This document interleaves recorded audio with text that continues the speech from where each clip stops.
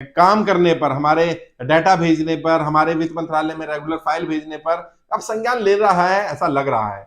RBI ने कहा है कि जो इंस्टॉलमेंट जिनकी बाउंस हो जाती है, जो इंटरेस्ट पे नहीं कर पा रहे, जो ईएमआई नहीं पे कर पा रहे, जो लोन नहीं समय पर दे पाते हैं, उन पर बड़े सरचार्ज लगते हैं, पेनल्टीज लगती हैं, इंटरेस्ट लगते हैं। इंटरेस्ट पर इंटरेस्ट लगा दिया जाता है।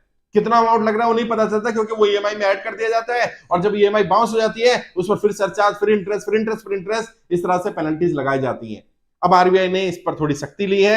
आरबीआई ने कहा है ऐसी मल्टीपल इंटरेस्ट पर इंटरेस्ट या पेनल्टीज या सरचार्ज जो लग रहे हैं उसकी समीक्षा होनी चाहिए, और बार बार ईएमआई ना भर पाने पर इंटरेस्ट, पेनल्टी, सरचार्ज जो लग रहे हैं उनको कम किया जाए, उनको समाप्त किया जाए।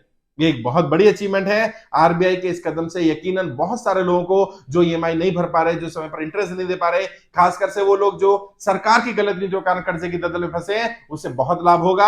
और आरबीआई के इस कदम का मैं पूरी तरह समर्थन करता हूं।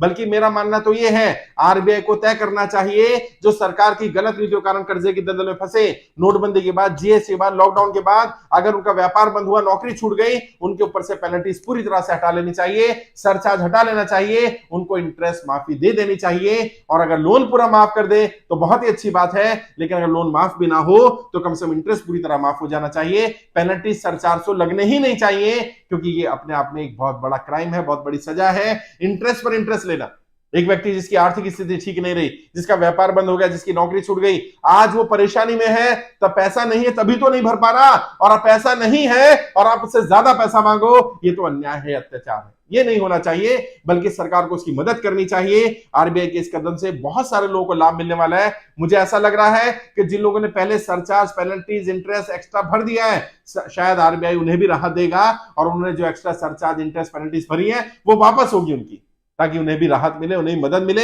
और जो लोग कर्जा मुक्ति अभियान में जुड़े हुए हैं, मैं बार बार कह रहा हूं आपसे, सरकार दबाव महसूस कर रही है, ज्यादा से ज्यादा लोगों के फॉर्म भरवाइए, खुद फॉर्म भरिए, और कम से कम 100 लोगों के फॉर्म भरवाइए। सरकार एक ना एक दिन कर्जा भी माफ करेगी।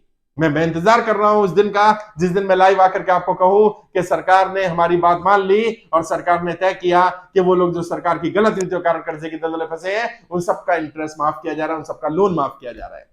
जब तक ऐसा नहीं हो रहा, तब तक आरबीआई जो छोटे मोटे कदम उठा रहा है, जो अच्छे कदम है, जो जनता के हित में है, हमें उनका स्वागत करना चाहिए, हमें उनका समर्थन करना चाहिए।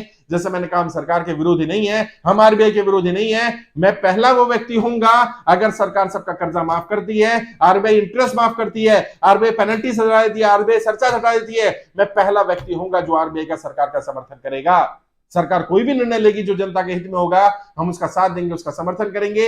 ये बहुत अच्छा निर्णय आरबीआई लेने जा रही है कि सरचार्ज, पेनल्टीज, जो इंटरेस्ट पर इंटरेस्ट लग रहा है, इसकी समीक्षा होगी, और हो सकता है इसको पूरी तरह से समाप्त किया जाए। इससे बहुत सारे लोगों को बहुत राहत मिलने वाली है।